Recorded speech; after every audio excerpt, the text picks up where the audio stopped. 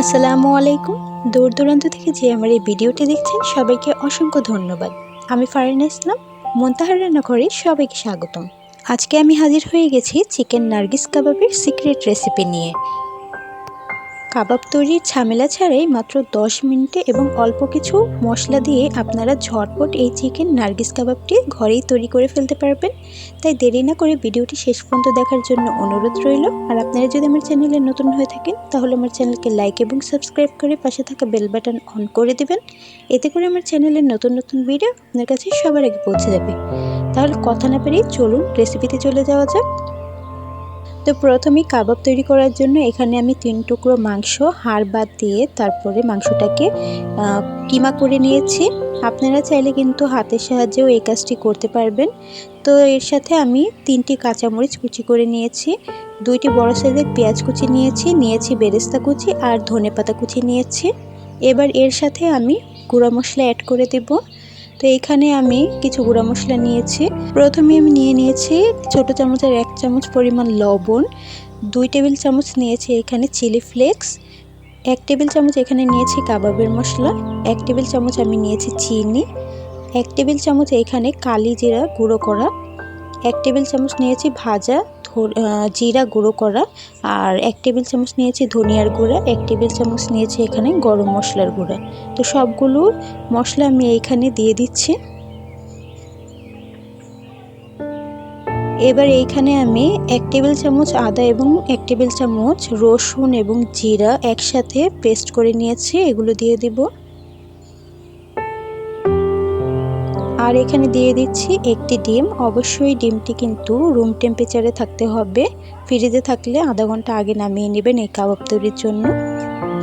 তো আমি যতটুকু মাংস নিয়েছি ওই অনুযায়ী আমার একটা ডিম এখানে লেগেছে। এবার 1 টেবিল চামচ আমি ঘি দিয়ে দিচ্ছি।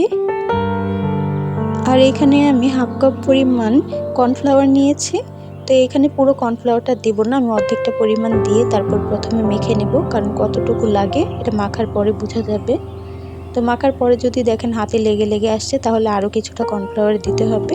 তো কর্নফ্লাওয়ার যদি আপনার কাছে না থাকে আপনারা কিন্তু পাউরুটি বা বিস্কিটের গুঁড়াও এখানে ব্যবহার করতে পারেন। তো দেখুন আমার কিন্তু আর একটু কর্নফ্লাওয়ার লেগেছে, আমি সবগুলো একসাথে মেখে নিচ্ছি। আপনার মাখার উপর ডিপেন্ড করে আপনার কাবাবটা কতটা ভালো হবে। খুব সময় নিয়ে কিন্তু কাবাবটাকে সুন্দর করে একটু মেখে নিতে হবে। তো দেখুন আমি এইভাবে 5-6 মিনিটের মতো এইভাবে মধ্যে একটু মেখে নিয়েছি। এবার হাতের মধ্যে কিছুটা পরিমাণ ঘি আমি মেখে নেব, এতে করে কিন্তু কাবাবের মধ্যে খুব সুন্দর একটা ফ্লেভার আসে। তো কিছুটা পরিমাণ ডো হাতের মধ্যে নিয়ে আমি এইভাবে ঘুরিয়ে রাউন্ড একটি শেপ দিয়ে নেব। আপনারা চাইলে আপনাদের পছন্দ অনুযায়ী শেপে কাবাব তৈরি করতে পারেন। আর কাবাবটা তৈরি করার ক্ষেত্রে আপনারা কিন্তু একটু বড় করে তৈরি করবেন, কারণ ভাজার সময় কিন্তু কাবাব ছোট হয়ে আসে। তো আমি এরকম দেখুন একটি রাউন্ড শেপ তৈরি করে নিয়েছি। তো এবার একটি প্লেটের উপর একটা পলি দিয়ে তারপরে আমি এই কাবাবটা রাখছি, কারণ এতে করে যখন আমরা এটাকে উঠাবো সুন্দর করে উঠে আসবে, প্লেটে লেগে যাবে না, ভাজতেও সুবিধা হবে। তো এইভাবে আমি সবগুলো কাবাব তৈরি করে এভাবে পলির মধ্যে দিয়ে দিচ্ছি।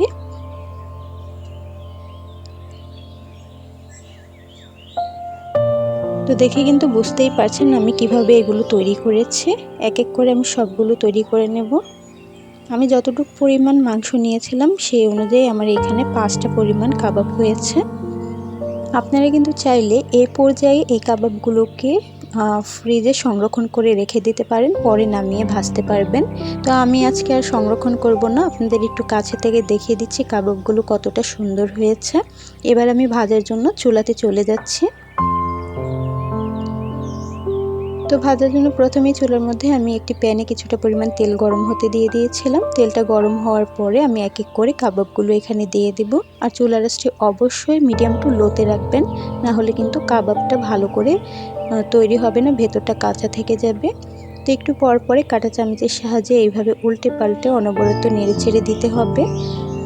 একটা পাশ যখন হয়ে আসবে এভাবে উল্টে আরেকটা পাশ ভালো করে ভেজে নিতে হবে।